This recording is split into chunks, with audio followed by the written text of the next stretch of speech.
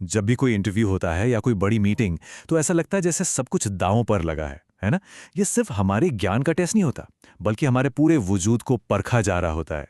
हर छोटी बड़ी बात मायने रखती है। अब ये जो बात है ना, ये बहुत गहरी है।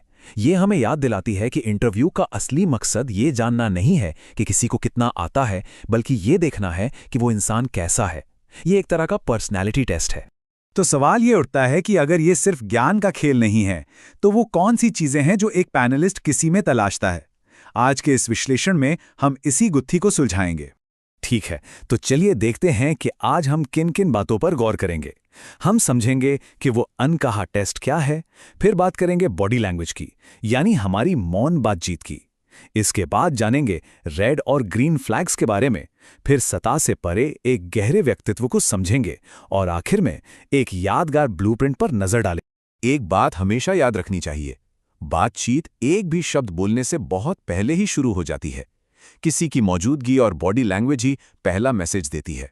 चलिए, सबसे बुनियादी चीज से शुरू करते हैं, बैठने का तरीका।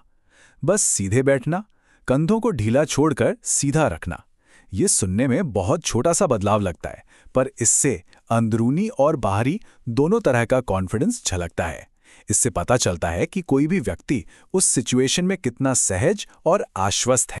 अच्छा, अब आई कांटेक्ट की बात करते हैं। यहाँ एक दिलचस्प तरीका है जिसे सर्कल मेथड कहते हैं।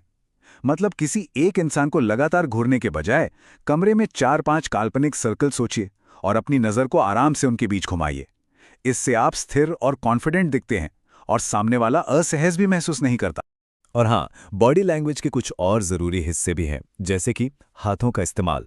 वो आपकी बात को सपोर्ट करने के लिए होने चाहिए, ध्यान भटकाने के लिए नहीं। चेहरे पर एक हल्की सच्ची मुस्कान गर्मजोशी लाती है और मुश्किल सवालों के दौरान शांत दिखना आपकी स्थिरता को दिखाता है। अब हम एक ऐसी चीज पर बात करने वाले हैं जो किसी माइंड फील्ड से कम नहीं, रेड फ्लैग्स और ग्रीन फ्लैग्स। इंटरव्यू लेने वाले लोग अक्सर कुछ ऐसे छोटे छोटे व्यवहारिक संकेतों को पहचानने में माहिर होते हैं जो किसी के गहरे व्यक्तित्व के बारे में बहुत कुछ बता देते हैं।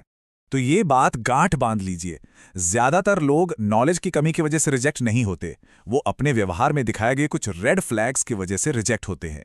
तो चलिए देखते हैं कि ये क्या है। तो एक तरफ है अहंकार, जैसे बहुत लापरवाही से बैठना या दूसरों पर हावी होने की कोशिश करना। ये एक बहुत बड़ा रेड फ्लैग है। और दूसरी तरफ है संवेदनशीलता, मतलब अपने जवाबों में सहानुभूति और करुणा दिखाना। ये एक बहुत ही पावरफुल ग्रीन फ्लैग है। शब्दों का चुनाव भी बहुत कुछ कह जाता है। जब कोई वंचित समुदायों के बारे में बात करते हुए हम की जगह वे शब्द का इस्तेमाल करता है, तो ये एक दूरी और असंवेदनशीलता दिखाता है। इसके ठीक उलट, अगर किसी सवाल का जवाब नहीं पता, तो ईमानदारी से ये कहना कि मुझे नहीं पता, ये किसी धोखे से कहीं बेहतर है। और हाँ, सबसे बड़ा रेड फ्लैग है बेईमानी, ब्लफ करना या तथ्यों को तोड़ मरोड़ कर पेश करना। इसकी तुलना में सोचिए, जब कोई अपने विषय के बारे में इतने जुनून और गहरी समझ के साथ बात करता है कि उसे सुनना किसी संगीत को सुनने जैसा लगे, तो वो एक कभी ना भूलने वाला ग्रीन फ्लैग बन जाता है। ठीक है, तो अभी तक हमने बाहरी व्यवहारों की बात की।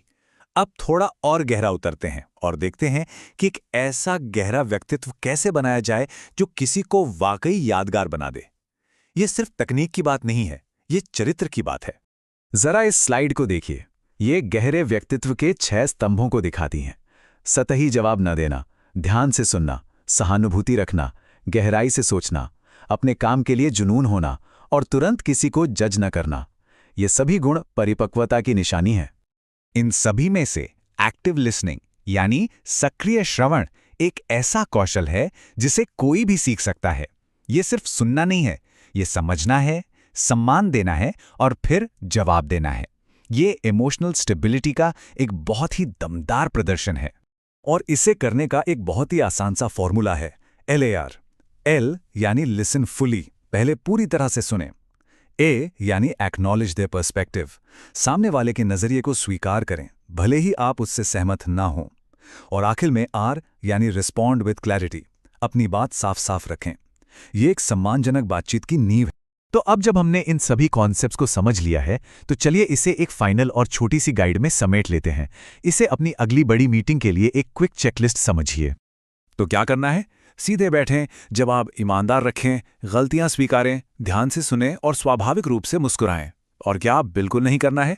क्रॉस लेग्ड ना बैठें, ब्लफ ना करें, घबराहट ना दिखाएं, रटे रटाए जवाब ना दें और हाथ टेबल के नीचे ना छिपाएं। और असली लक्ष्य यही है।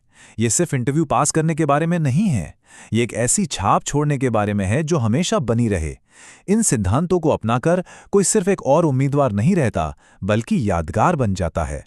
तो आखिर में ये सवाल सोचने वाला है, जब अगला बड़ा मौका आएगा तो पैनल के सामने कौन होगा?